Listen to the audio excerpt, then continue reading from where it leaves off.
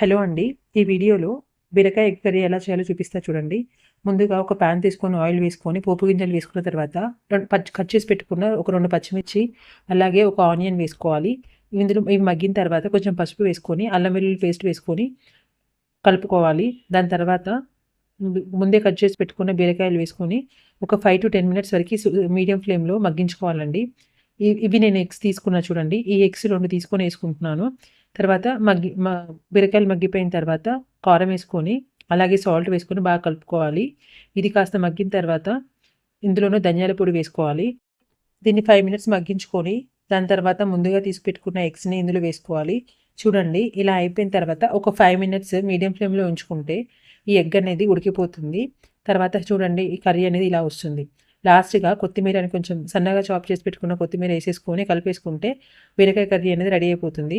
మనం రెగ్యులర్‌గా చేసుకునే బీరకాయ కాకుండా ఇలా ట్రై చేసి చూడండి. Thank you.